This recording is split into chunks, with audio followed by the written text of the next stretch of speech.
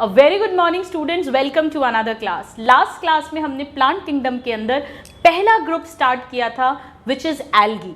हमने देखा था कि कैसे एल्गी थैलोफाइट्स हैं जिनकी बॉडी थैलस लाइक है, not differentiated into true root, stem and leaves. ये नॉन स्पर्मेटोफाइट्स हैं, सीड का फॉर्मेशन नहीं होता। क्रिप्टोगैम्स भी हमने इन्हें कहा था। ये नॉन ट्रेक्योफाइट्स हैं, इनमें वस्कुलर टिश्यू जाइलम फ्लोएम भी नहीं मिलता है। और ये नॉन एम्ब्रियोफाइट्स हैं क्योंकि इनमें जाइगोट के बाद एम्ब्रियो नहीं बनेगा। हमने पढ़ा था कि ये ऑटोट्रॉफिक है, फोटोसिंथेटिक है। हालांकि किसको याद है, मैंने एक ऐसा एल्गी पढ़ाया है जो पैरासिटिक है, जो अपना खाना खुद नहीं बनाता, जो कलरलेस है। बिल्कुल सही, रेड एल्गी हार्वेला हमने पढ़ा था। It is parasitic on other red algae but mostly otherwise they are autotrophic. Photosynthetic है, सो फोटोसिंथेटिक पिगमेंट्स मिलेंगे। सेक्सुअल, एसेक्सुअल और वेजिटेटिव तीनों तरह का रिप्रोडक्शन मिलता है। सेक्सुअल रिप्रोडक्शन में आइसोगैमस, ऊगैमस और एनाइसोगैमस तीनों तरह की कंडीशंस मिलती हैं। यूकैरियोट्स हैं तो डेफिनेटली माइटोकॉन्ड्रिया मिलेगा एरोबिक रेस्पिरेशन के लिए, राइबोसोम्स मिलेंगे प्रोटीन सिंथेसिस के लिए। ये सब हमने डिस्कस किया था। फिर हमने डिस्कस किया था कि मेन पिगमेंट के बेसिस पे 3 क्लासेस में डिवाइड करते हैं एल्गी को। Chlorophyceae green algae, Phaeophyceae that is brown algae and Rhodophyceae that is red algae. हमने इसी ट्रिक से भी याद किया था क्रिस्टियानो रोनाल्डो जो पोर्चुगीज फुटबॉल प्लेयर है। अब स्टूडेंट्स, हमने लास्ट क्लास में इन तीनों क्लासेस के हैबिटेट, फिर ये वार्मर या कोल्डर में मिलेंगे उसे डिस्कस किया था। कौन सा डीपेस्ट वाटर्स में मिलेगा उसे डिस्कस किया था। और हमने इनके थैलस ऑर्गेनाइजेशन को डिस्कस किया था, यानी किस में यूनिसेल्युलर, किस में मल्टीसेल्युलर, कैसे फॉर्म्स मिलेंगे। ग्रीन एल्गी याद है, यूनिसेल्युलर मल्टीसेल्युलर दोनों थे। मल्टीसेल्युलर में कॉलोनियल फॉर्म, फिलामेंटस फॉर्म्स ये सब थे। ब्राउन एल्गी में एक भी यूनिसेल्युलर फॉर्म नहीं था, सिर्फ ब्रांच्ड फिलामेंट्स थे, सिंपल ब्रांच्ड या हाईली ब्रांच्ड। और रेड एल्गी में एक पढ़ा था हमने पोरफायरिडियम यूनिसेल्युलर, जो एक्सेप्शन है, वरना सारे मल्टीसेल्युलर थे। तो आइए आज इन्हीं तीनों क्लासेस को हम आगे बढ़ाते हैं और हम इनके और पॉइंट्स ऑफ डिफरेंसेस को स्टडी करते हैं। सो मैं अब इसे हटा देती हूँ ताकि हमारे पास बहुत सारी स्पेस हो जाए कंपेयर करके पढ़ने के लिए।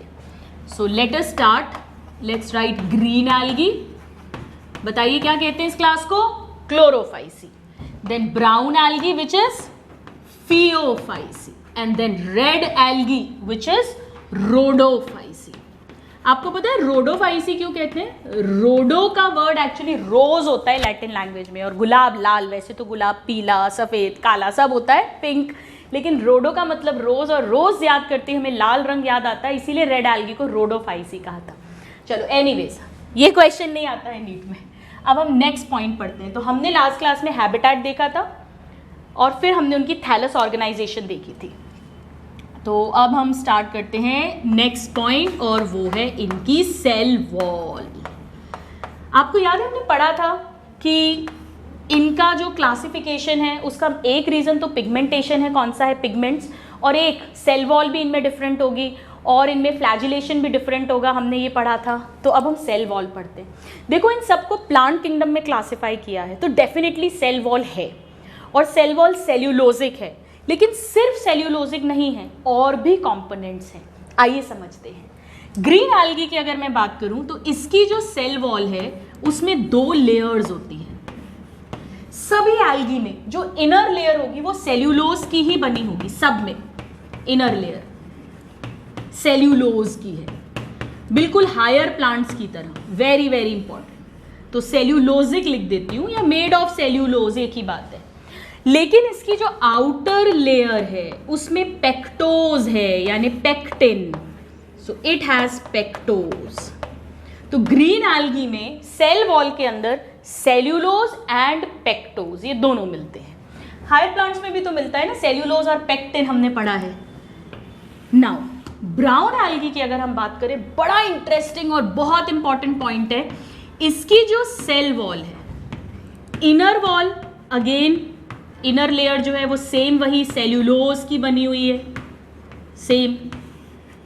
लेकिन जो इसकी आउटर लेयर है, अब ध्यान दीजिएगा, ये जो सेल्यूलोज की लेयर है इसके चारों तरफ एक जिलेटिनस लेयर होती है।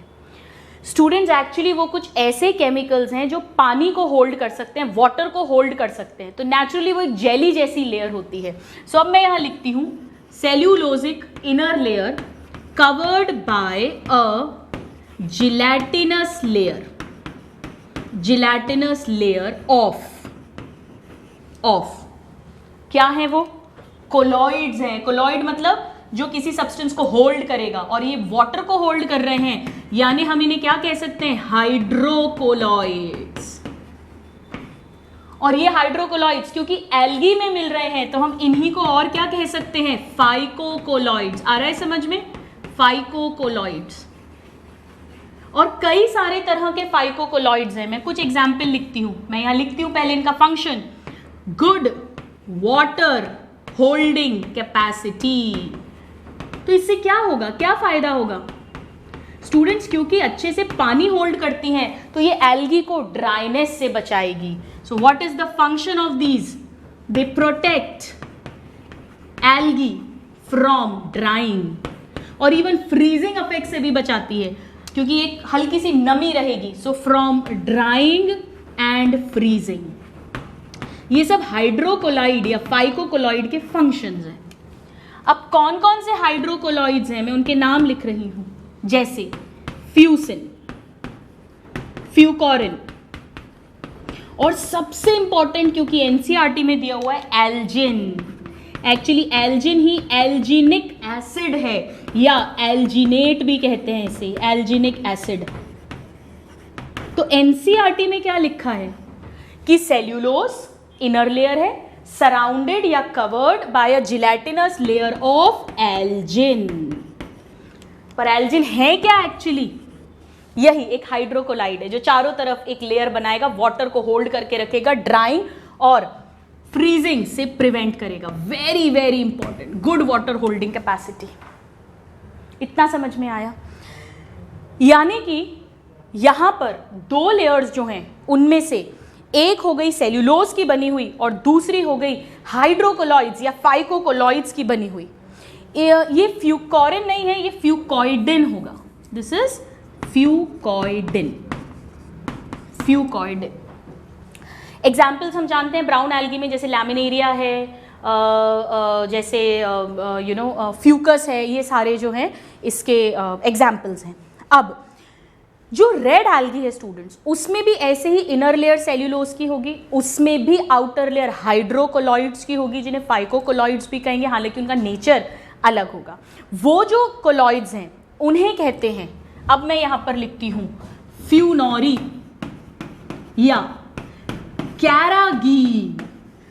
एनसीईआरटी में कैरागीन लिखा है, कई जगह इसे कैरागीनिन भी कहते हैं. और एक जो मैं नाम लिख रही हूं वो है अगर.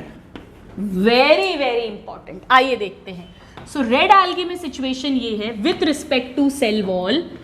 अगेन वही कहानी, इनर लेयर है, इनर लेयर. फिर से फटाफट लिख देते हैं, वही सेल्यूलोज, सारी सेल्यूलोज की बनी हुई है, तभी तो प्लांट किंगडम में रखा है हमने. और यहां पर भी इनर लेयर के चारों तरफ जो आउटर लेयर है वो सेम वही हाइड्रोकोलॉइड्स की बनी हुई है. हाइड्रोकोलॉइड्स या फाइकोकोलॉइड्स की बनी है. थोड़ा सा केमिकल नेचर हालांकि अलग है. यहां सेल्यूलोज और पेक्टिन भी होता है, मैं लिख देती हूं, सेल्यूलोज पेक्टिन. इंपॉर्टेंट है, ये एनसीईआरटी में लिखा है. क्या डिफरेंस है समझिएगा. ये तो एग्जांपल्स हैं हाइड्रोकोलॉइड्स के, काम वही है, good water holding capacity, protects from drawing and freezing. Students, ये जो हाइड्रोकोलॉइड्स होते हैं ना, ये नॉन सल्फोनेटेड होते हैं, और ये वाले जो होते हैं ये सल्फोनेटेड होते हैं. ये बड़ा इंपॉर्टेंट पॉइंट है क्योंकि एनसीईआरटी में कैसे दिया हुआ है कि रेड एल्गी की जो सेल वॉल है, it is made up of cellulose, pectin and sulfonated compounds. So this becomes very very important. अब इसमें से बड़ा इंपॉर्टेंट है ये अगर, बहुत इंपॉर्टेंट है, हम बायोटेक में भी पढ़ते हैं. जब भी आपको बैक्टीरिया को कल्चर करना होता है ना, माइक्रो ऑर्गेनिजम्स को लैब के अंदर, तो उनका जो कल्चर मीडिया यूज किया जाता है मल्टीप्लिकेशन के लिए, वो इसी अगर का ही होता है. तो अगर क्या है, एक हाइड्रोकोलॉइड है जो कुछ स्पेसिफिक रेड एल्गी हैं उनकी सेल वॉल की आउटर लेयर में प्रेजेंट होता है और वहां से उसे निकाला जाता है. तो अब जो मैं पॉइंट लिख रही हूं वो बहुत बहुत बहुत इंपॉर्टेंट है. अगर के लिए लिख रहे हैं केवल it is extracted from. 2 red algae हैं स्टूडेंट्स, याद है हमने इसकी ट्रिक पढ़ी थी, मैंने 2 बार पीजी की थी पोस्ट ग्रेजुएशन, तो जी से 2 क्या नाम थे? बिल्कुल सही, ग्रासिलेरिया एंड जेलिडियम। ये दोनों रेड एल्गी से अगर एक्सट्रैक्ट किया जाता है, अगर की बात कर रही हूं, अगर, और इसका काम लिया जाता है culture media for microbes, micro organisms, bacteria, इन्हें ग्रो करने के लिए। और स्टूडेंट्स आइसक्रीम्स और जेलीज में भी इमल्सिफाइंग एजेंट की तरह ये यूज होता है, वो जो उनमें एक मतलब पूरा लिक्विड नहीं होती, पूरी सॉलिड भी नहीं होती, जो एक जेली जैसा नेचर है वो अगर के कारण होता है। सो इसका सेकेंड यूज मैं लिखती हूं इमल्सिफाइंग एजेंट इन आइसक्रीम्स। अब अभी खाने मत भाग जाइए, अभी चैप्टर बचा है, लेक्चर बचा है, अभी तो शुरू ही हुआ है। And jellies, ice creams and jellies, jams, jellies, ice cream, इनमें यूज होता है। एनसीईआरटी में दी हुई है ये इन्फॉर्मेशन, तो एक्स्ट्रा इंपॉर्टेंट हो जाती है, वेरी वेरी इंपॉर्टेंट। कैरागेन के बारे में अगर मैं आपको बताऊं, बड़ा इंटरेस्टिंग है ये भी। जैसे आपने देखा होगा, अगर हम घर में कभी मिल्क में चॉकलेट मिक्स करें और अपन अच्छे से मिक्स नहीं करें तो वो चॉकलेट के दाने दाने ऐसे नीचे रह जाते हैं। पर अगर अपन बाजार से मिल्क लेते हैं, कॉफ़ी या चॉकलेट मिल्क लेते हैं चॉकलेट फ्लेवर का, तो उसमें आपको शेक भी करने की ज़रूरत नहीं होती, कभी भी ऐसे क्रिस्टल्स दाने दाने नहीं बनते हैं। वो क्यों नहीं बनते हैं? कैरागीन के कारण। इस कैरागीन को मिक्स कर देते हैं तो ये चॉकलेट जो होता है ना, उसको अच्छे से एक जेली जैसा बना देता है और वो ऐसे पीसेस में, क्रिस्टल्स में ब्रेक नहीं होता है। So anyways, this is about the cell wall of red algae. अब मैं आपसे पूछती हूँ, ये बताइए कि इन तीनों में से किसकी सेल वॉल हायर प्लांट्स के क्लोजर है? हायर प्लांट्स की सेल वॉल में क्या होता है? सेल्यूलोज और पेक्टिन, सेल्यूलोज और पेक्टिन। फाइकोकोलाइट्स थोड़ी ना होते हैं, फाइकोकोलाइट्स थोड़ी ना होते हैं। तो बताइए कौन सा एल्गी है which is most close to higher plants? बस ग्रीन एल्गी। और ये बड़ी इंपॉर्टेंट इंफॉर्मेशन हो गई। अब मैं यहां पर एक नोट लिख देती हूं, and that is green algae जो है ये मोस्ट एडवांस्ड एल्गी हैं इन तीनों में से, मोस्ट एडवांस्ड एल्गी। इसके बाद फिर ब्रायोफाइट्स यानी प्लांट्स स्टार्ट हो गए। तो हम क्या कह सकते हैं कि ये एक्चुअली पूर्वज हैं हायर प्लांट्स के, तीनों में से। जनरल क्वेश्चन आएगा तो algae is the primitive ancestor of higher plants, लेकिन एल्गी में भी पर्टिकुलरली पूछेंगे तो green algae, higher plants, very very important. हमने देखा सेल वॉल बिल्कुल हायर प्लांट्स की तरह है। फोटोसिंथेटिक पिगमेंट्स भी देखेंगे, एकदम हायर प्लांट की तरह होंगे, मोस्ट एडवांस्ड। अब इन दोनों में से अगर मैं आपसे पूछूं, बताइए लीस्ट एडवांस्ड कौन सा है? तो आप ऐसे तो नहीं बता पाएंगे, बट ये लीस्ट एडवांस्ड है, या मोस्ट प्रिमिटिव एल्गी भी कह सकते हैं, सबसे पुराना, मोस्ट प्रिमिटिव या लीस्ट एडवांस्ड है। और इससे पुराना कौन होगा बताइए? ब्लू ग्रीन एल्गी, क्योंकि वो प्रोकैरियोटिक है, बैक्टीरिया, हमने मोनेरा में क्लासिफाई कर दिया है। फिर ब्लू ग्रीन एल्गी के जस्ट बाद रेड एल्गी बना होगा, फिर ब्राउन एल्गी, और फिर ग्रीन एल्गी, और फिर हायर प्लांट्स, ब्रायोफाइट्स, टेरिडोफाइट्स, ये बनने लग गए, इवॉल्व हो गए। सो ये मोस्ट प्रिमिटिव एल्गी है आफ्टर ब्लू ग्रीन एल्गी। सबसे पुराना तो ब्लू ग्रीन एल्गी है, बट उसको हम अब एल्गी में नहीं पढ़ते, हम मोनेरा में पढ़ते हैं, प्रोकैरियोटिक है। उसके बाद इन तीनों में ये सबसे पुराना है या सबसे कम एडवांस्ड है, ऐसा भी कह सकते हैं। So this is about the cell wall. आप इसको नोट करिए और फिर हम देखते हैं कि इनमें क्लोरोप्लास्ट की क्या स्थिति है, क्योंकि ये सब ऑटोट्रॉफिक है, तो कौन से फोटोसिंथेटिक पिगमेंट किस में मिलता है वो सब कुछ पढ़ते हैं। Please note this. तो आइए अब हम देखते हैं कि विथ रिस्पेक्ट टू क्लोरोप्लास्ट इनमें क्या डिफरेंसेस हैं। स्टूडेंट्स, जो प्लांट्स की तरह क्लोरोप्लास्ट है, काफ़ी कुछ, पूरा तो नहीं, क्या डिफरेंस है अभी मैं आपको बताऊंगी, वो ग्रीन एल्गी में ही मिलता है। ये भी एक बात है जो पॉइंट आउट करती है कि ये मोस्ट एडवांस्ड है। तो यहाँ पर अगर हम प्लास्टिड की बात करें, कौन से टाइप का है, तो इधर उसे कहते हैं ग्रीन है तो क्लोरोप्लास्ट, क्लोरो का मतलब ही ग्रीन है, क्लोरोप्लास्ट। ब्राउन एल्गी में उसे हम कह देंगे ये फियोफाइसी है, तो इसे फियोप्लास्ट नाम दे देते हैं, प्लास्टिड ही है। और यहाँ पर आप खुद ही मुझे बता दो क्या नाम दे दोगे। बिल्कुल सही, उसे रोडोप्लास्ट कह देते हैं। सब में फोटोसिंथेटिक पिगमेंट्स ही हैं, सभी फोटोसिंथेसिस में हेल्प कर रहे हैं, बट नामकरण अलग अलग कर दिया है अपन ने। सो यहाँ पर मैं लिख देती हूँ, लेट मी राइट रोडोप्लास्ट। अब क्या डिफरेंस है? तीनों में थाइलाकॉइड्स मिलेंगे। हम पढ़ चुके हैं cell the unit of life, और उसमें मैंने आपको बताया था कि फोटोसिंथेटिक पिगमेंट थाइलाकॉइड्स में मिलते हैं, क्लोरोप्लास्ट के अंदर। तो सब में थाइलाकॉइड्स मिलेंगे, लेकिन हायर प्लांट्स में क्या होता है स्टूडेंट्स, जैसे सपोज ये क्लोरोप्लास्ट है, ये थाइलाकॉइड है, मेम्ब्रेन जैसा सैक। तो इसकी ना, जैसे अपन कॉइन सिक्के लें और उनकी ढेरी बना दें, स्टैक पाइल ऐसे रहते हैं ये, इसे ग्रैनम कहते हैं। एक को प्लूरल ग्रैना हो जाएगा। तो हायर प्लांट्स के अंदर ग्रैनल क्लोरोप्लास्ट मिलते हैं, जिनमें ग्रैना बनता है, मतलब स्टैक्स या पाइल या ढेरी या गठरी बन जाती है। C4 प्लांट्स में बंडल शीट सेल को छोड़कर, वो अपन पढ़ेंगे जब फोटोसिंथेसिस इन हायर प्लांट्स की बात करेंगे। बट अदरवाइज हायर प्लांट्स में ग्रैनल थाइलाकॉइड्स मिलते हैं, बट इन सब में ए ग्रैनल थाइलाकॉइड्स मिलेंगे। सब में ए ग्रैनल थाइलाकॉइड, सब में मैं लिख देती हूँ, यानी ग्रैना फॉर्मेशन नहीं होगा। थाइलाकॉइड्स तो है, पर वो ग्रैना के फॉर्म में ऐसे ढेरी जैसे अरेंज नहीं है। लेकिन ग्रीन एल्गी में थाइलाकॉइड्स ग्रुप्ड होते हैं। अब ग्रुप्ड का क्या मतलब है? जैसे ये क्लोरोप्लास्ट है, तो ऐसे गठरी नहीं बनेगी, ऐसे ग्रुप्स में अरेंज ने 2 to 20 हो सकते हैं एक ग्रुप में। तो ग्रुप्ड है थाइलाकॉइड का, ग्रुप्ड थाइलाकॉइड, पर ग्रैना के फॉर्म में नहीं है। और एक ग्रुप के अंदर 2 to 20 थाइलाकॉइड्स हो सकते हैं। ऐसे ही यहाँ पर भी जो थाइलाकॉइड्स हैं वो ग्रुप्ड हैं, they are also grouped.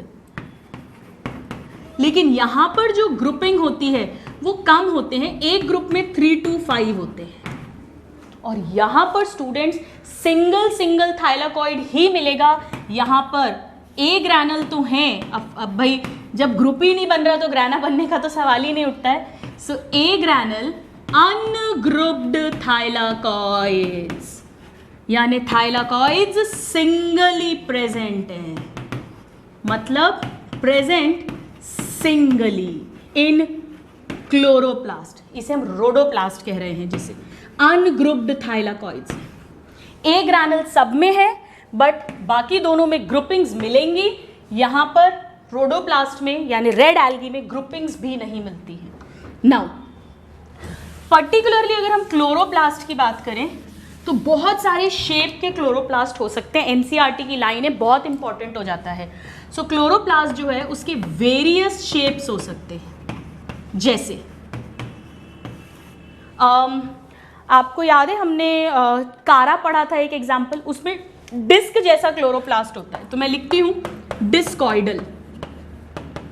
NCERT में एग्जाम्पल्स नहीं दिए हालांकि, पर कैसे कैसे क्लोरोप्लास्ट हो सकते हैं वो नाम दिए हुए हैं। प्लेट लाइक हो सकता है, वेरी इंपॉर्टेंट कप शेप्ड। मैं डायग्राम बना के दिखाऊंगी आपको। कप शेप का मिलता है किसमें? क्लमाइडोमोनास। हालांकि क्लमाइडोमोनास यूनिसेल्यूलर ग्रीन एल्गा है, और अब हम उसको प्रोटेस्टा में पढ़ते हैं। Very very important. जैसे सपोज ये क्लमाइडोमोनास है, ये दोनों फंजाई हैं, फ्लैजिला हैं, ऐसा क्लोरोप्लास्ट होता है कप शेप का। जबकि अगर हम स्पाइरोगायरा की बात करें तो उसमें स्पाइरल या रिबन शेप का होता है। रिबन शेप नाम से ही समझ में आ रहा है। स्पाइरोगायरा मतलब स्पाइरल या रिबन शेप्ड का स्पाइरोगायरा। बना के दिखाऊंगी मैं आपको। जैसे सपोज ऐसा है स्पाइरोगायरा, इस तरह के सेल्स हैं और ऐसे ऐसे रहता है ये रिबन शेप का, हम बनाएंगे।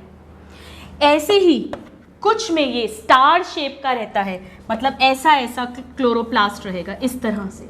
इसे स्टिलेट भी कह सकते हैं या स्टार शेप्ड कह सकते हैं। स्टार शेप्ड ये मिलता है स्टूडेंट्स जाइगोनिमा में। किस में मिलता है? जाइगोनिमा। जाइगोनिमा। और कुछ में जाल जैसा बना रहता है, क्लोरोप्लास्ट जो है उस फॉर्म में रहता है, और जाल को हम रेटिक्यूलेट कहते हैं। जैसे कि मैं एक एग्जाम्पल यहाँ पर लिखती हूँ, विच इज ऊडोगोनियम। ऊडोगोनियम। जनरली नीट में जो क्वेश्चन आ सकता है वो इन दो पे आता है, बट ये सब शेप्स के नाम दिए हुए हैं एनसीईआरटी में, वेरियस शेप्स के हो सकते हैं। क्लोरोप्लास्ट की हम बात कर रहे हैं। अब हम बात करते हैं फोटोसिंथेटिक पिगमेंट्स की, और ये बड़ा इंपॉर्टेंट है, वेरी वेरी इंपॉर्टेंट, क्योंकि ये भी एक डिफरेंशिएटिंग कैरेक्टर था जिस बेसिस पे हमने क्लासिफाई किया था। देखिए, ग्रीन एल्गी में ग्रीन कलर होना है ज़्यादा, तो हमें वो पिगमेंट्स चाहिए जो ग्रीन पिगमेंट्स, और ग्रीन पिगमेंट हम जानते हैं क्लोरोफिल होता है। सो यहाँ पर मिलता है स्टूडेंट बहुत सारा chlorophyll a and chlorophyll b, but उसके अलावा कैरोटिनॉइड्स मिलते हैं, that means carotene and xanthophylls, हालांकि ये कम मिलेंगे। तो ज़्यादा यानी डोमिनेंट क्या है, ये दोनों डोमिनेंट हैं यानी ज़्यादा हैं, इसीलिए ये ग्रीन कलर का है। ये भी एक हायर प्लांट की तरह कैरेक्टर है, हायर प्लांट्स में भी ए और बी मिलता है। यहाँ क्या सिचुएशन है, यहाँ पर फोटोसिंथेटिक पिगमेंट्स में क्लोरोफिल ए तो है, वो तो यूनिवर्सल है, सब में मिल रहा था। बी नहीं मिलता, क्लोरोफिल सी मिलता है। ये एक डिफरेंस हो गया, वहाँ बी था यहाँ सी हो गया।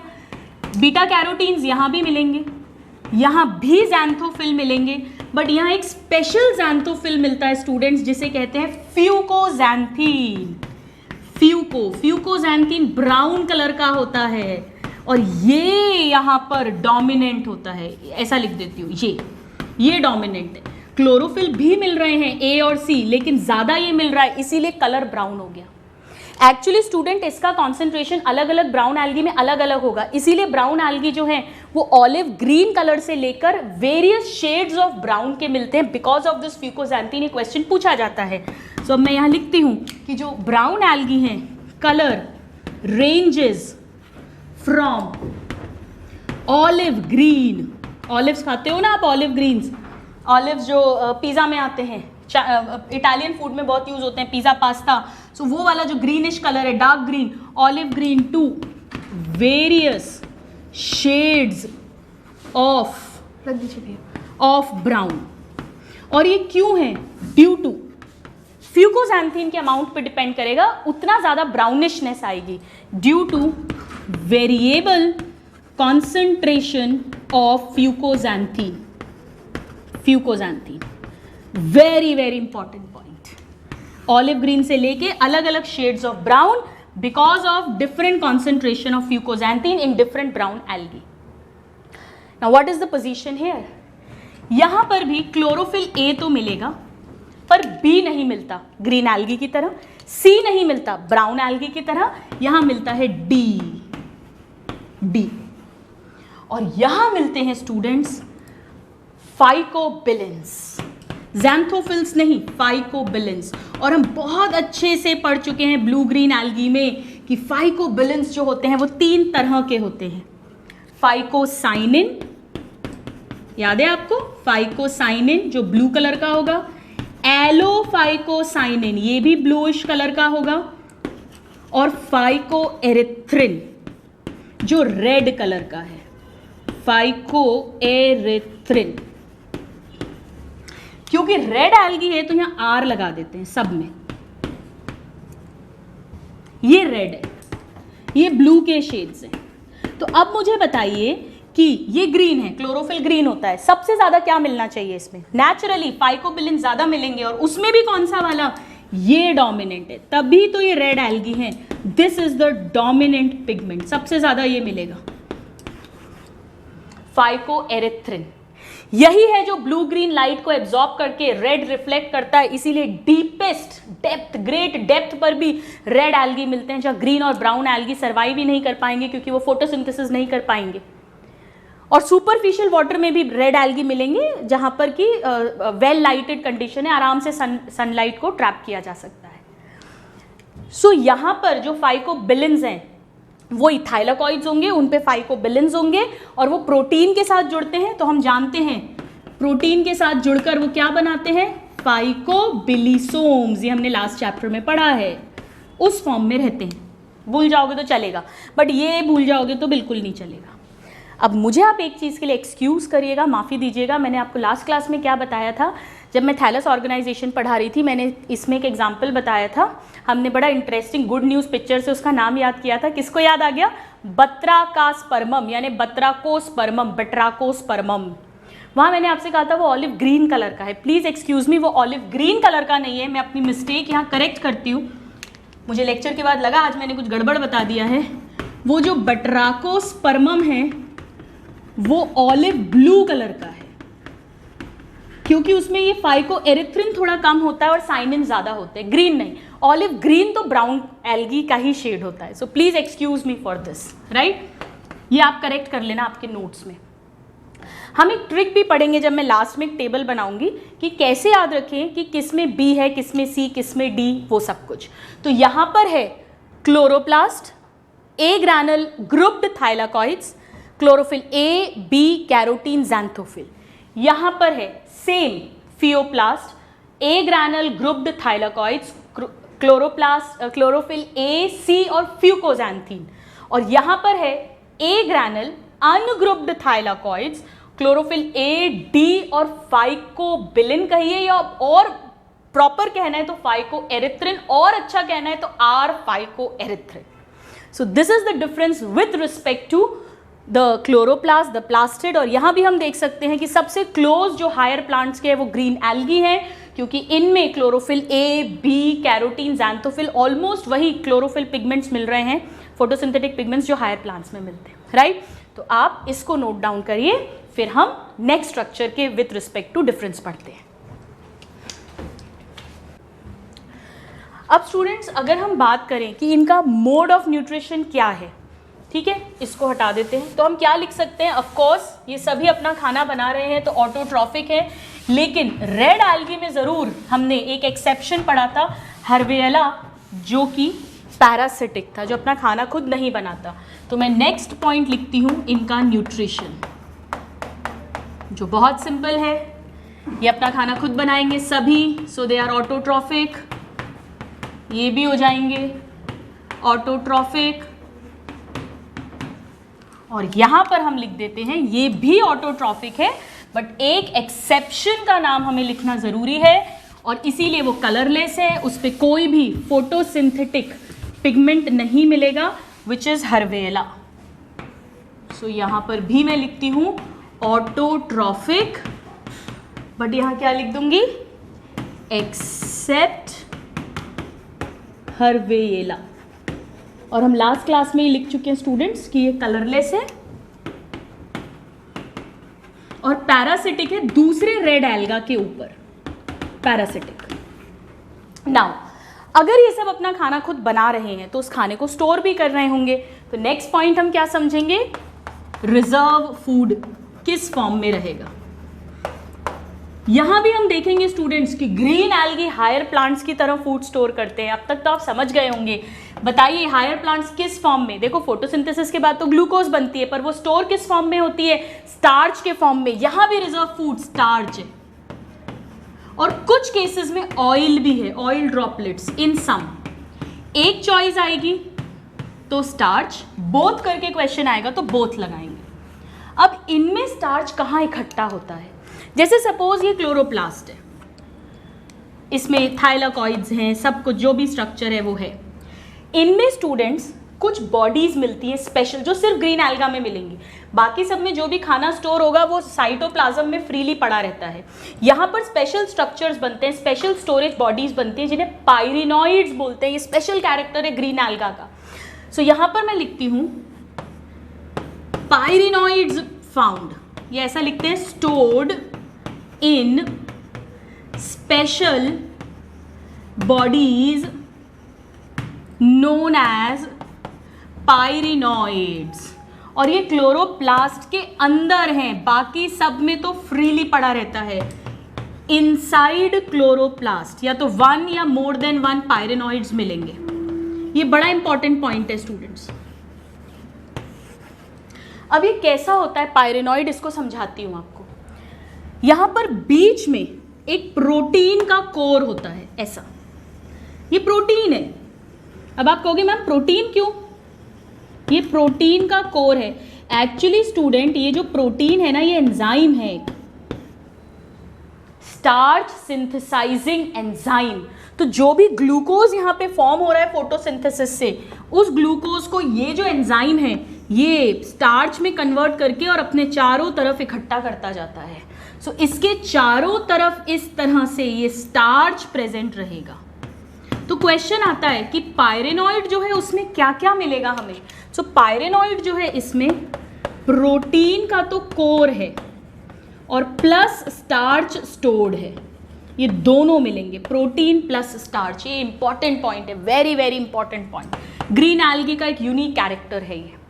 सो starch is the food stored in the pyrenoid, sometimes oil also. Now यहाँ पर क्या डिफरेंस है, यहाँ स्टार्च के फॉर्म में स्टोर नहीं होता। आप याद रखना मॉल, मॉल स्पेलिंग वो मॉल नहीं है, ये वो जो घूमने जाते हैं वो MALL होता है।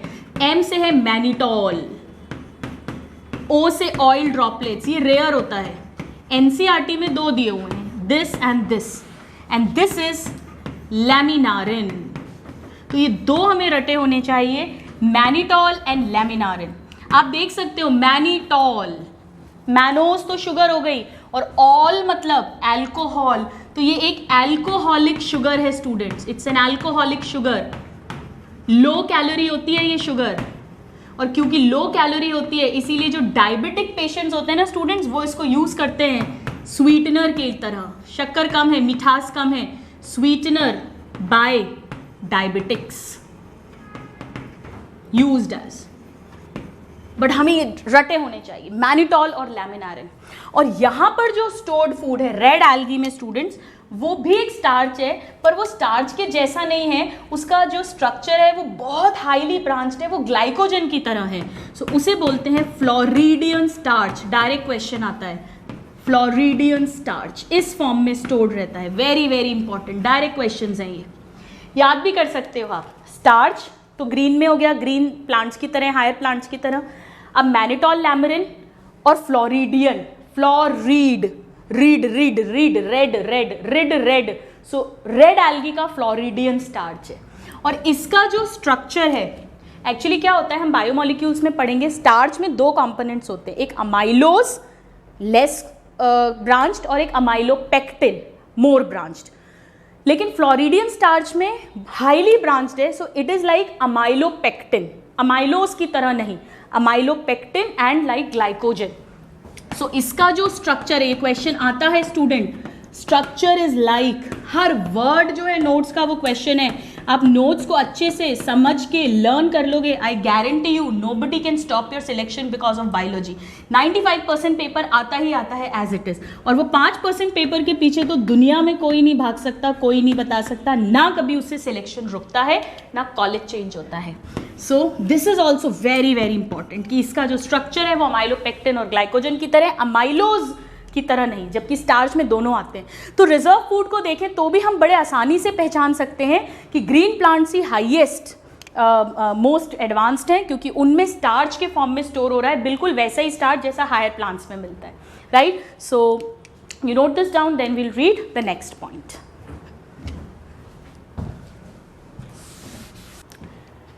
तो स्टूडेंट्स हमने देखा, हमने लिखा था कि इनका जो क्लासिफिकेशन है वो पिगमेंट के बेसिस पर होता है, वो पिगमेंटेशन देखा हमने कैसे कैसे डिफरेंट है।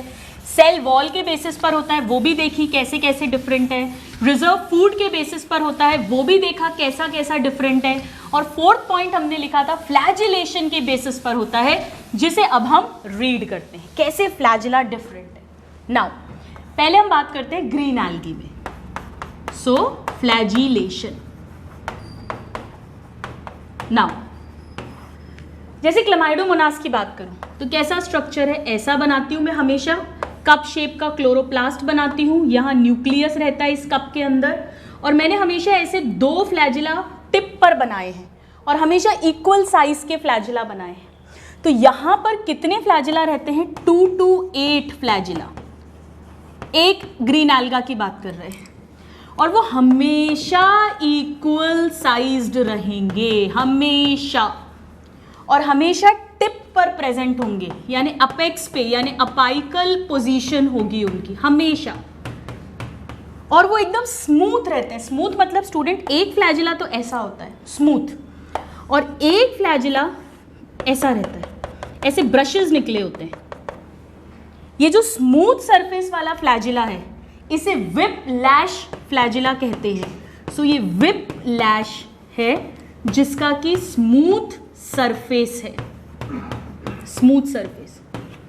इसे स्टूडेंट्स एक्रोनिमैटिक फ्लैजिला भी कहते हैं। This is also called acronematic flagella. जितने भी फ्लैजिला होंगे सब बराबर साइज के होंगे, सब अपेक्स पर प्रेजेंट होंगे और सारे स्मूथ होंगे। नाउ ब्राउन एल्गी में क्या सिचुएशन होती है? ब्राउन एल्गी में स्टूडेंट्स सिर्फ 2 ही होते हैं, फिक्स है। सो यहां पर 2 इन नंबर, यहां 2 to 8 था, यहां सिर्फ 2 है। यहां इक्वल थे, यहां दोनों अनइक्वल होंगे, एक अलग, साइज भी अलग होगा, सो अनइक्वल। और ये कैसे निकलेंगे? जैसे सपोज अगर ये कोई ब्राउन एल्गी है, हालांकि ब्राउन एल्गी यूनिसेल्युलर नहीं होते, मल्टी सेल्युलर ही होते हैं, साइड से निकलते हैं, ऐसे टिप से नहीं निकलते हैं। सो इनकी जो पोजीशन है वो लेटरल है और इनमें से हमेशा एक जो होगा वो स्मूथ होगा, यानी विप लैश होगा, 1 विप लैश या एक्रोनिमैटिक यानी कि स्मूथ सरफेस वाला होगा। और एक जो होता है स्टूडेंट्स उसमें हमेशा ऐसे ब्रिसल्स होंगे, इसे टिंसल फ्लैजिला कहते हैं। सो 1 विल बी टिंसल, टिंसल को ही पेंटोनिमैटिक भी कहते हैं, पेंटोनिमैटिक। इसका रफ सरफेस है, इस पे ब्रिसल्स हैं सरफेस पे, जैसे हमारे ब्रश में तार होते हैं, ब्रिसल्स होते हैं, ऐसे ब्रिसल्स हैं, रफ सरफेस है। Is it clear? नाउ ये मैं इसको हटा देती हूं, ये भी हटा देते हैं हम। अब यहां पर एक और टर्म मैं इंट्रोड्यूस करूंगी। अब यहां पर जितने भी फ्लैजिला हैं वो सब इक्वल साइज के हैं और सब सेम टाइप के हैं, सब विप्लैश होंगे, सब स्मूथ सरफेस वाले होंगे, सेम टाइप ऑफ फ्लैजिला। तो हम इसे क्या कह सकते हैं? आइसोकॉन्ट कंडीशन देखने को मिलती है यहाँ, आइसोकॉन्ट कंडीशन या आइसोकॉन्ट। कॉन्ट मतलब फ्लैजिला, आइसो मीन सेम। सो जितने भी हैं वो सब सेम टाइप के हैं, सारे विप्लैश हैं। जबकि यहां पर हमें 2 टाइप के कंडीशंस देखने को मिल रही हैं, एक स्मूथ सरफेस वाले, एक रफ सरफेस वाले, यानी हेटेरोकॉन्ट फ्लैजिलेशन है ये, हेटेरोकॉन्ट फ्लैजिलेशन। यहां पर isoquant flagellation. Now what is the condition with red algae? Students red algae में फ्लैजिला एब्सेंट। आपको आश्चर्य होगा जानकर, इसमें oogamous रिप्रोडक्शन होता है, सेक्सुअल, हम पढ़ेंगे। और oogamous का मतलब ही हम जानते हैं, हमारी तरह एक मेल गैमीट छोटा और मोटाइल होता है, इसमें वो भी नॉन मोटाइल होता है। इसमें एसेक्सुअल स्पोर्स जो बनेंगे, सेक्सुअल गैमीट्स जो बनेंगे, उनमें से कभी जिंदगी में कभी सीलिया फ्लैजिला नाम की चिड़िया ये देखता ही नहीं है, टोटल फ्लैजिला एब्सेंट होता है। हमारे लिए तो बहुत अच्छी बात है, नहीं तो इसकी भी डिटेल पढ़नी पड़ती। So this is the difference with respect to flagellation, right. अब हम बात करते हैं नेक्स्ट रिप्रोडक्शन की। तो हमने वो चारों पॉइंट्स डिस्कस कर लिए जिसके बेसिस पे क्लासिफिकेशन हुआ था, type of pigmentation, cell wall, flagellation and reserve food. इसके अलावा उनका हैबिटेट और थैलस फॉर्मेशन देखा। तो रटना नहीं है, वो पॉइंट्स याद है तो भी हम आराम से डिफरेंस लिख सकते हैं। अब हम रिप्रोडक्शन की बात करते हैं। सबसे पहले वेजिटेटिव रिप्रोडक्शन। स्टूडेंट्स तीनों में ही जो वेजिटेटिव रिप्रोडक्शन है वो फ्रैगमेंटेशन से होता है, सेम। तो मैं ऐसा लिख देती हूँ, सब में फ्रैगमेंटेशन।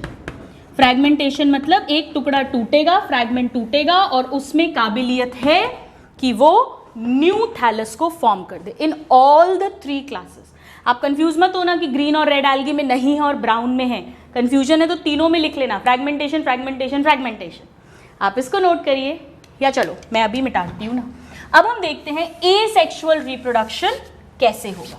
स्टूडेंट्स एसेक्सुअल रिप्रोडक्शन मतलब हम बायोलॉजिकल क्लासिफिकेशन में पढ़ चुके हैं, यहां भी स्पोर्स बनेंगे, वो स्पोर्स जर्मिनेट करेंगे और न्यू थैलस बनाएंगे। लेकिन वो जो स्पोर्स हैं वो माइटोसिस से बनते हैं, वो माइटोस्पोर्स हैं, माइटोसिस से बनेंगे। यानी कि अगर अडल्ट जो एल्गा है वो हैप्लॉइड है तो हैप्लॉइड ही स्पोर बनेगा और हैप्लॉइड न्यू थैलस वो बना देगा। अगर वो डिप्लॉइड होगा एल्गा तो डिप्लॉइड ही स्पोर बनेगा और डिप्लॉइड ही फिर वो वापस थैलस बना देगा।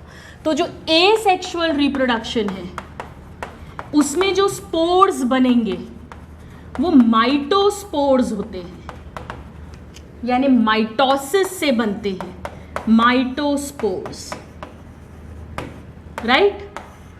अब सवाल ये उठता है कि क्या वो स्पोर्स मोटाइल हैं या वो नॉन मोटाइल हैं। हम ऑलरेडी पढ़ चुके हैं, जब हमने जनरल कैरेक्टर्स पढ़े थे वहाँ मैंने आपको बताया था, जैसे कि अगर हम ग्रीन एल्गा की बात करें तो इसमें जू स्पोर्स बनते हैं। जू स्पोर्स का मतलब ही है जू, जू मतलब एनिमल, एनिमल मतलब जो मूव कर सकता है, यानी कि ये कैसे होंगे, मोटाइल स्पोर्स। और हमने पढ़ा था, याद है, ये फेवरेबल कंडीशंस में बनते हैं, वही माइटोसिस से बनेंगे। और अगर अनफेवरेबल कंडीशन है तो क्या क्या पढ़ा था हमने, ए प्लानोस्पोर्स बनेंगे, या और क्या बन सकता है, ए काइनीट या हिप्नोस्पोर्स, हिप्नोस्पोर्स। पामेला स्टेज भी पढ़ी थी। और ये सब नॉन मोटाइल हैं, यानी नॉन फ्लैजिलेटेड। देखो जहाँ भी मैं मोटाइल लिखूँ या फ्लैजिलेटेड लिखूँ एक ही बात है, नॉन मोटाइल लिखूँ नॉन फ्लैजिलेटेड लिखूँ एक ही बात है। और ये बनते हैं अनफेवरेबल कंडीशन में, हमने पढ़ा था। इसके चारों तरफ थिन वॉल होती है, इसमें थिक वॉल होती है, इसमें भी थिक वॉल होती है, लेकिन वो रेड कलर की होती है हिमाटोक्रोमैटिन के कारण। याद आया आपको? नाउ अगर हम ब्राउन एल्गी की बात करें स्टूडेंट्स, तो ब्राउन एल्गी में हमेशा जो स्पोर्स मिलेंगे एसेक्सुअल रिप्रोडक्शन में वो मोटाइल मिलते हैं, हालांकि कुछ में नॉन मोटाइल है, बट हमें याद करना है मोटाइल। और रेड एल्गी में हम पढ़ेंगे नॉन मोटाइल, क्योंकि उसमें तो फ्लैजिलेटेड स्ट्रक्चर कभी भी बनता ही नहीं है। सो यहाँ पर जो बनेंगे वो होते हैं मोटाइल स्पोर्स, मोटाइल स्पोर्स। और कैसे मोटाइल होंगे, अभी अभी हमने पढ़ा है, हमेशा उनमें दो फ्लैजिला होंगे, हमेशा वो अनइक्वल साइज के होंगे, हमेशा वो लेटरल निकलेंगे। वही सारी कहानी जो पढ़ी थी उसी को लिख देते हैं। सो इसके स्पोर्स दो फ्लैजिला हैं तो हम क्या कह सकते हैं, बाय फ्लैजिलेटेड है और पियर आकार के होते हैं, पियर शेप मतलब ऐसा नाशपाती जैसा shape, right, pear shape, sorry. So इसके गैमीट्स भी सेम ऐसे ही होते हैं और इसके स्पोर्स भी सेम ऐसे ही बनते हैं, पर गैमीट्स जो बनते हैं वो सेक्सुअल रिप्रोडक्शन के टाइम बनते हैं, फ्यूज करते हैं, जबकि एसेक्सुअल रिप्रोडक्शन में स्पोर बनता है वो डायरेक्टली जर्मिनेट करके न्यू ऑर्गेनिज्म बना देता है। सो बायफ्लैजिलेटेड, पियर शेप्ड स्पोर्स, ये सब क्वेश्चंस आते हैं। और बायफ्लैजिलेटेड कैसे हैं, टू है, अनइक्वल है, लेटरल है, वो हेट्रोकॉन्ट कंडीशन है, वो सारी कथा कहानी यहां भी होगी। और यहां कैसे बनेंगे, यहां तो फ्लैजिला एब्सेंट है ना, तो यहां एसेक्सुअल रिप्रोडक्शन कैसे होगा, इसके जो स्पोर्स होंगे वो हमेशा नॉन मोटाइल या नॉन फ्लैजिलेटेड स्पोर्स होंगे। जनरली जो एल्गी होते हैं वो हैप्लॉन्टिक होते हैं, यानी अडल्ट बॉडी हैप्लॉइड होती है। तो फॉर एग्जांपल इसकी बात करें, ये थैलस है ना, अडल्ट बॉडी, इसमें माइटोसिस हुआ, फेवरेबल कंडीशन अगर है तो जू स्पोर्स बने, अनफेवरेबल है तो इनमें से कोई बना, तो ये बने स्पोर, ये भी कैसा होगा, एन होगा। और फिर अगर फेवरेबल कंडीशन है तो डायरेक्ट न्यू ऑर्गेनिज्म बना देंगे, न्यू थैलस बना देंगे। अनफेवरेबल है तो जब फेवरेबल कंडीशन आएगी ये फिर से जर्मिनेट कर जाएगा। यहाँ पर कोई मियोसिस नहीं हुआ, कोई गैमीट्स नहीं बने, कोई जाइगोट नहीं बना, कोई गैमीट का फ्यूजन नहीं हुआ, कुछ भी नहीं हुआ। ऐसे ही सेम कहानी रेड एल्गी में भी होगी। और ब्राउन एल्गी में हमने पढ़ा था कि कुछ हैं जो डिप्लॉन्टिक होते हैं, वहाँ 2n है अडल्ट बॉडी, कोई बात नहीं ना, माइटोसिस होगा तो 2n वाले ही स्पोर्स बनेंगे और फिर वो जर्मिनेट करके 2n ही अडल्ट बना देंगे। तो ये एसेक्सुअल रिप्रोडक्शन है, क्योंकि कंफ्यूजन होता है कि सेक्सुअल और एसेक्सुअल दोनों ही जो हैं उनमें स्पोर्स बन रहे हैं, लेकिन ये स्पोर्स माइटोसिस से बनेंगे, वहाँ पर गैमीट्स बनेंगे माइटोसिस से, लेकिन फिर जाइगोट बनेगा उनके फ्यूजन से, फिर उसमें मियोसिस होगा, तब जो सेक्सुअल स्पोर्स बनेंगे वो फिर जर्मिनेट होके न्यू बॉडी बनाते हैं। सो हम उसकी लाइफ साइकिल को भी समझेंगे। So now we will come to sexual reproduction.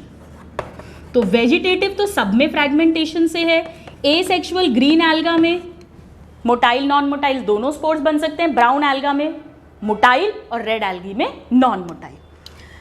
Now sexual reproduction का मतलब ही है गैमीट का फॉर्मेशन एंड गैमीट का फ्यूजन। यहां पर हमने बहुत अच्छे से पढ़ा था, दोनों गैमीट्स जो हैं वो बिल्कुल सेम हो सकते हैं। आपको याद है हमने एग्जाम्पल्स भी पढ़े थे, यूलोथ्रिक्स, स्पाइरोगायरा, याद आ रहा है?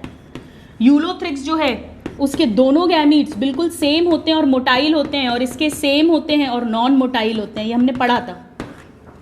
फिर एन आइसोगैमस हो सकता है, पहले की एनसीईआरटी में यहाँ क्लमाइडोमोनास था, यूलोथ्रिक्स कर दिया, बताया था मैंने आपको।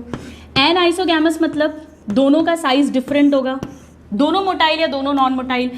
पहले यहाँ भी क्लमाइडोमोनास था, अब यहाँ पर यूडोरिना कर दिया है।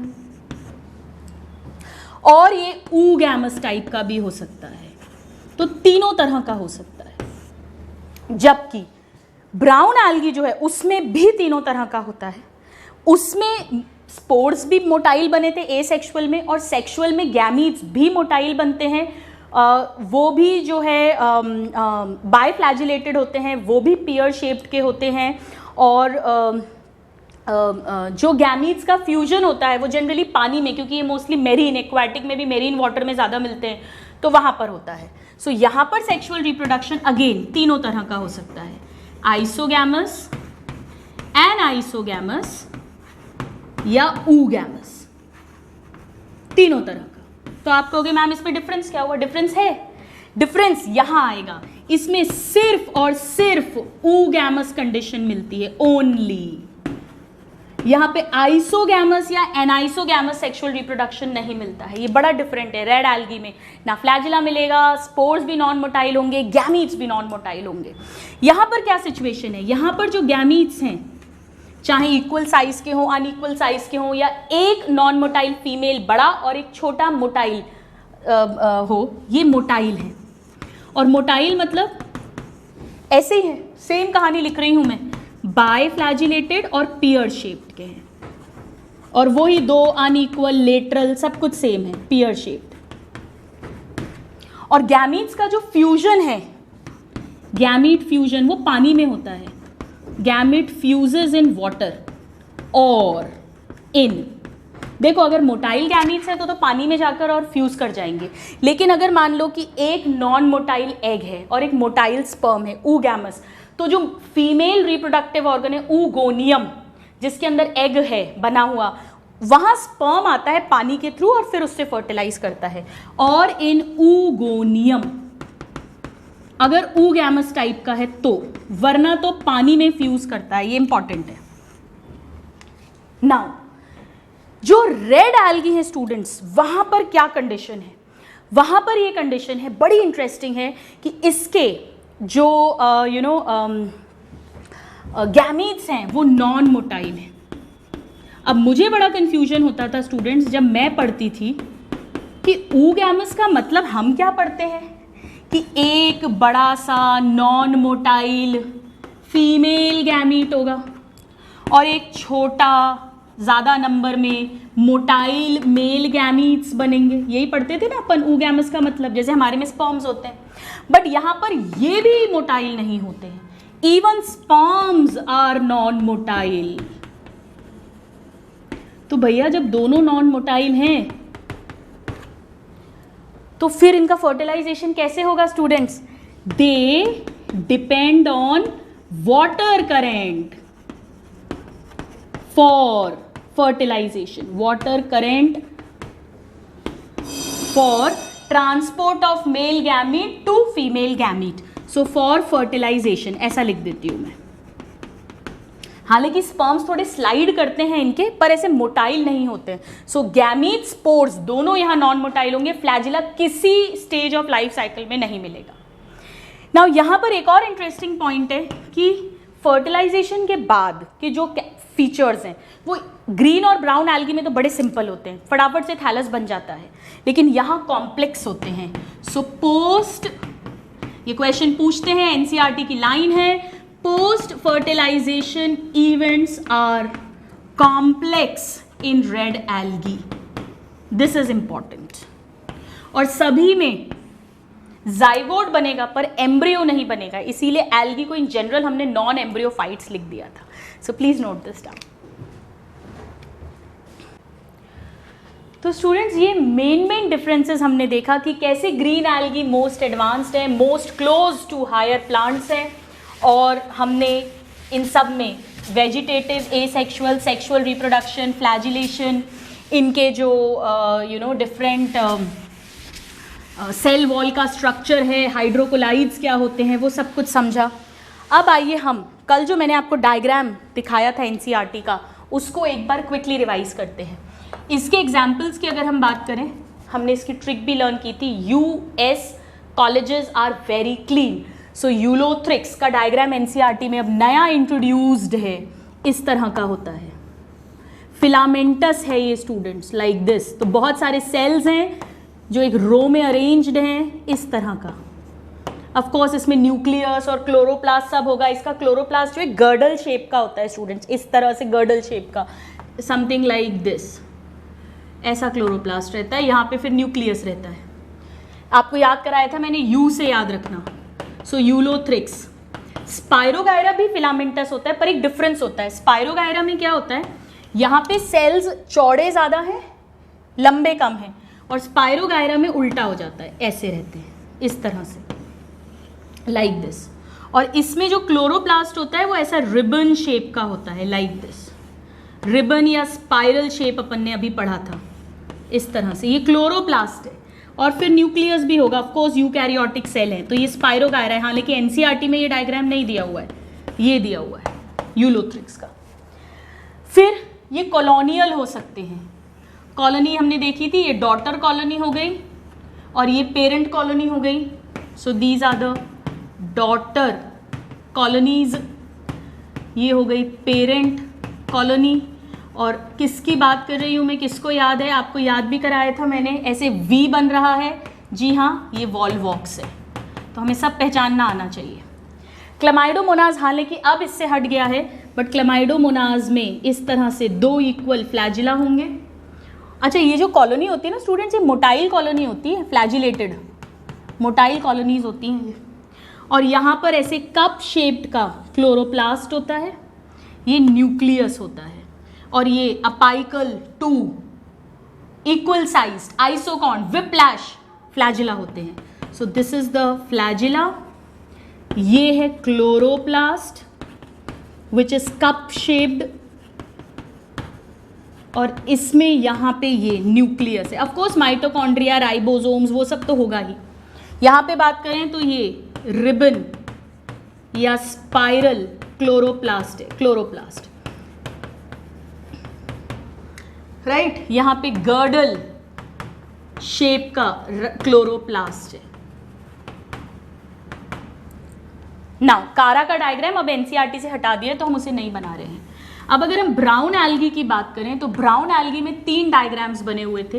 पहला हमने पढ़ा था लैंप जैसा, क्या नाम था बताइए? लैमिनेरिया, इस तरह से, लाइक दिस, लैंप जैसा लैमिनेरिया।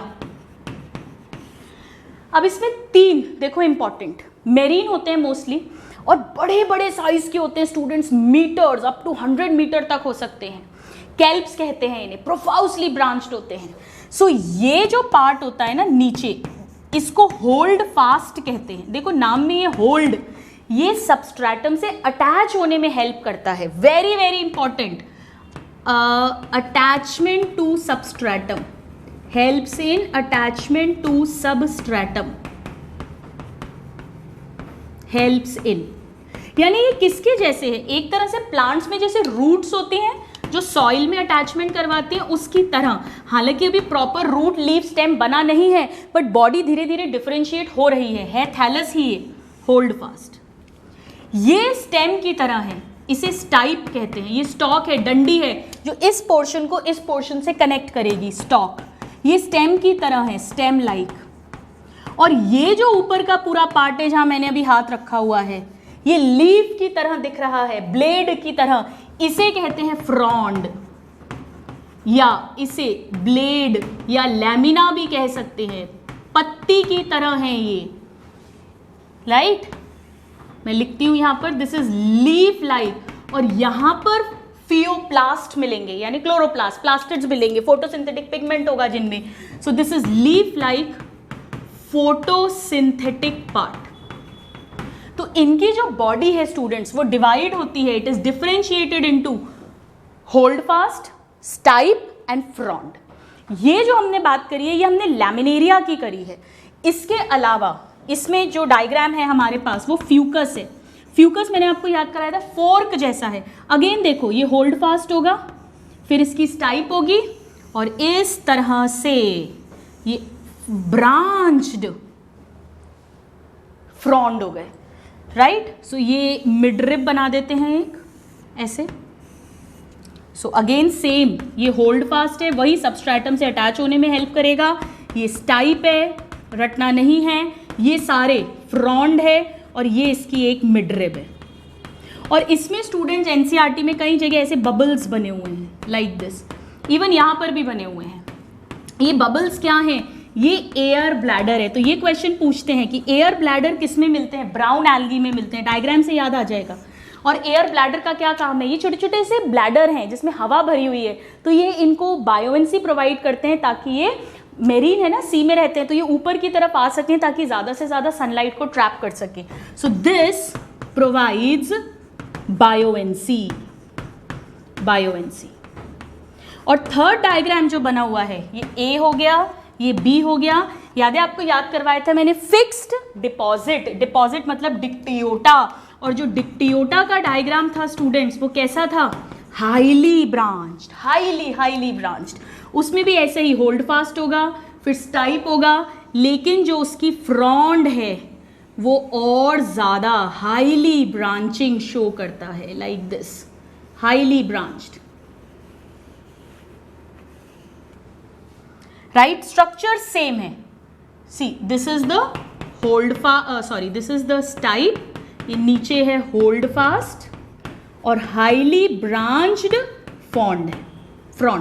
एंड ऑफ कोर्स इसमें भी एयर ब्लैडर्स हैं स्टूडेंट्स, सब में है, वो बाहर नहीं बनाना, फ्रॉन्ड के अंदर, लाइक दिस। मैं सब में लेबल नहीं कर रही हूँ, राइट। नाउ रेड एल्गी में, ये रेड एल्गी, इसको हटा देते हैं यहाँ से।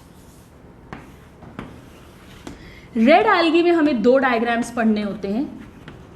एक था पोरफायरा, और पोरफायरा मैंने याद करवाया था आपको पोरफायरिन रिंग से, ऐसा रिंग जैसा स्ट्रक्चर है, लाइक दिस, पोरफायरा।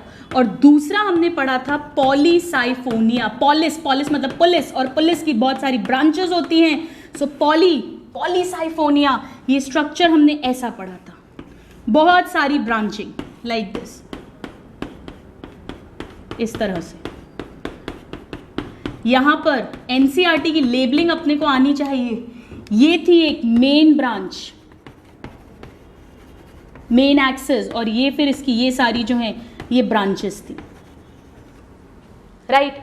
सो ये जो एनसीईआरटी के डायग्राम्स हैं स्टूडेंट्स, ये बहुत इंपॉर्टेंट है। इसको ऐसा भी लिख देते हैं, एक मिनट, मेन ब्रांच नहीं, ये जो पूरी है ये मेन एक्सिस लिखती हूं मैं, दिस इज मेन एक्सिस, और ये फिर इसकी ब्रांचेस है, right. So they are very very important. तो अब आप एक बार इन डायग्राम्स को नोट डाउन करिए, हालांकि इसमें एनसीईआरटी की ही लेबलिंग है। यहाँ पर एक चीज़ और, ये फ्रॉन्ड है इसमें, this is the frond, porphyra में लेबल्ड है ये। तो इसको बनाओ और फिर हम एक बार थोड़ा सा और कुछ पॉइंट्स देख के फिर we will close today's lecture.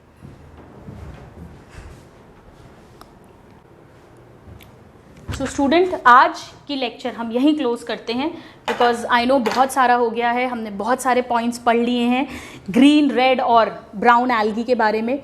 Next class में हम बात करेंगे कि इनकी लाइफ साइकिल कैसी होती है और इनकी इकोनॉमिक इंपॉर्टेंस क्या है।